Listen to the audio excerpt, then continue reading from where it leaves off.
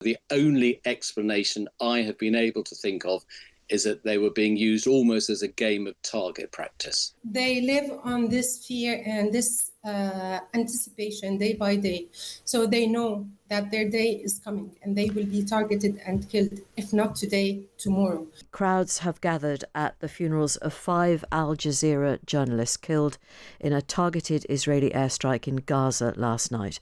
Anas al-Sharif and 4 others working for the media outlet's Gaza City team died in this attack, condemned as an assassination by their employer. The Israeli Defense Forces claim that Mr al-Sharif was actually a member of a Hamas terror cell. Sarah Kuda is the Middle East Director for the Committee to Protect Journalists. Sarah, this is a very grim day, isn't it? It's a horrible day. It's a nightmare, to be honest. How did you and when did you find out about this? I found out last night in my time. It was around 10 minutes after Anas was killed with his colleagues. And we immediately tried to get something out to inform that he was killed, he was targeted, and his colleagues were targeted as well. Can you tell me a little bit about what it is like for journalists to operate in Gaza? Because we certainly know that the Times cannot send its own representatives to Gaza, nor can other major British news organisations. How were these people able to work there, and under what sort of conditions? Yes, of course. So, as you all know, all international media were banned from going inside Gaza, and this is something that adds more to the catastrophe. Journalists inside Gaza are working under starvation, fear of their life, their fear of the killing of their families. They are working under a lot of horrible conditions where they have to juggle between the safety of themselves, their families, but also report on what is happening in Gaza. This is not easy. They are reporting on their families who are being killed. They are reporting on their fellow colleagues who are being killed. They are deprived from aid, medical aid, safe and protection in general, and the ability to leave the country. So this adds to it. In addition to that, they have been witnessing in several times disconnectivity, unable to report safely and freely, being attacked and harassed. So you can imagine the conditions. A few weeks ago, the Committee to Protect Journalists reached out to a few journalists. We are constantly in communication with journalists on the ground. But a few weeks ago, we reached out to a few journalists. We asked them to document in voice and picture the conditions they are reporting through. And through a campaign, we called it Voices from Gaza. They told us about the horrific conditions they are witnessing. And it was heartbreaking, to be honest, because we stand here unable to do anything to them except of reporting. I have got an account here of a message that Anas al-Sharif posted. He wrote this in the event that he was killed. And he says, "I never hesitated to convey the truth as it is without distortion or misrepresentation, hoping that God would witness those who remain silent."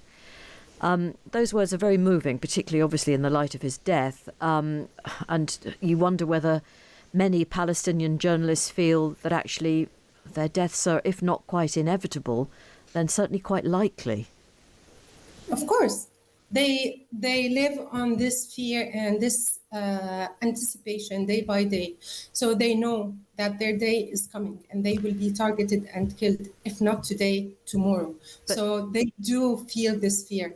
Is it not possible, Sarah, that in fact we know that many journalists, unfortunately, have lost their lives in the fighting. Surely some of them could have been killed by Hamas. If they were not reporting what Hamas wanted, then they will have been vulnerable to Hamas violence as well. Of course, we are not defending Hamas over Israel or Israel over Hamas. This is not what we are doing. We are defending the safety of all journalists, whether they are being attacked from Hamas or from Israel. At the Committee to Protect Journalists, we have reported several times in the past few months about the harassment that is happening towards Palestinian journalists in Gaza who are reporting against Hamas. So this is something that is happening. But we also need to look at the power dynamics here. You can't compare Hamas to Israel. You can't, in terms of power, in terms of military equipment and all of that. So if Hamas, if and only if, it was confirmed that they killed one journalist, in return, Israel has killed nearly 200 journalists. So you can imagine, sorry, did I lose you? No, I can still hear you, Sarah. Carry on. Okay, sorry, I'm so sorry. I think I thought I lost my connection. Don't worry. So you can't really compare what Hamas is doing to what Israel is doing. No.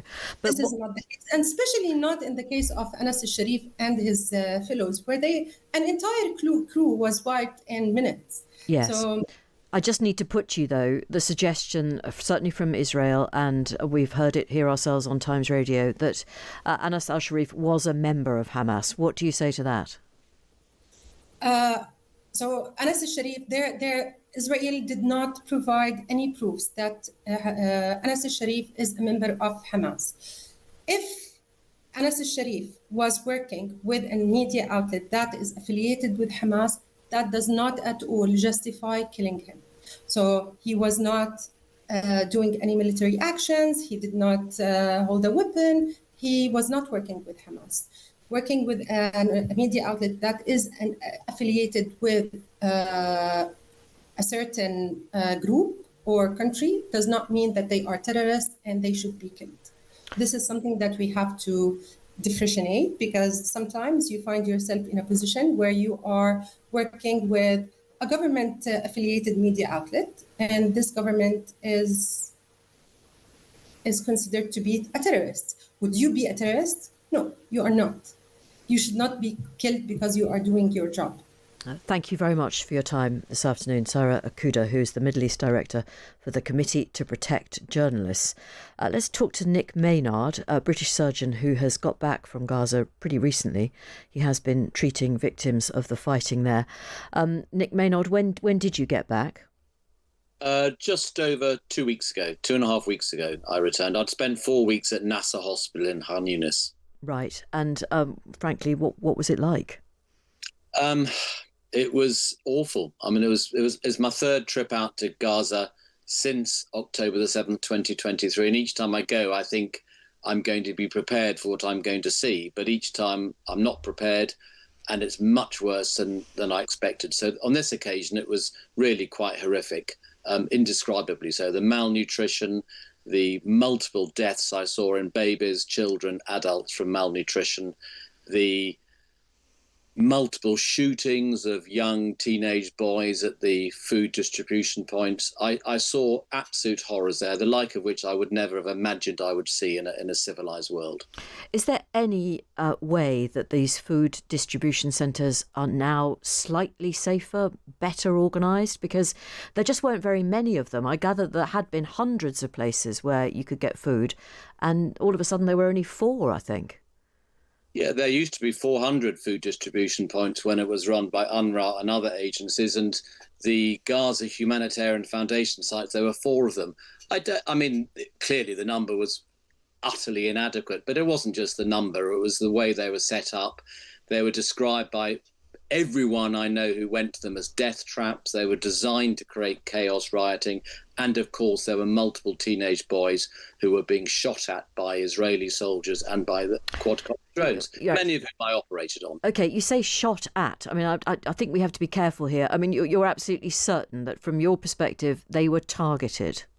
Well, I saw and operated every day on these patients for 4 weeks. I saw multiple examples, and all the other surgeons saw multiple examples, and all the ER doctors of clustering of gunshot wounds on particular body parts on particular days. So one day they'd all be coming in with gunshot wounds to the head or the neck, the next day to the chest, the next day to the abdomen, the next day to the legs. On one day we had 4 young teenage boys come in, all of whom had been shot in the testicles. So yes, I didn't go to these food distribution points, but I saw multiple victims I heard multiple descriptions of what was going on from victims, from families, and indeed Gazan healthcare colleagues who went to these food distribution points.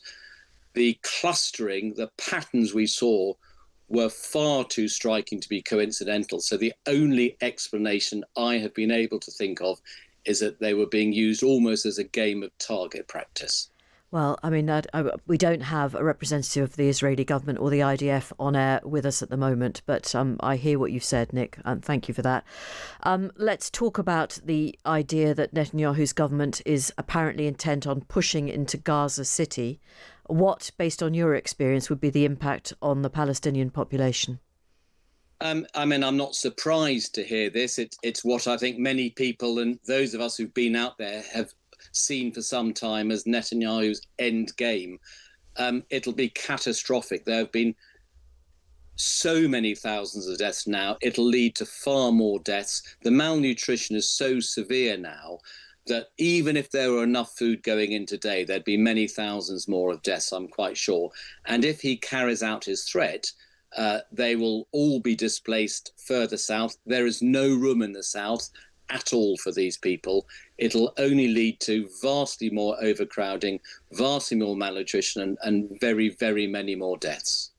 And do you see any change in terms of the Israeli government policy? I appreciate you're not a member of the Israeli government, far from it, but do you detect any possible impact of Israeli public opinion on what the Israeli government seems intent on carrying out? Well, one can hope, and one certainly sees a change in public opinion. You can see a change in rhetoric coming from our government, but unless these are accompanied by actions, then and indeed the actions being taken by the Netanyahu government seem to be getting worse and worse. So I see no indication that they are going to rein back from these plans. Are you likely to go back? Most certainly. I go regularly, so I'll certainly go back in a few months' time. Nick Maynard, British surgeon, thank you very much for your time this afternoon.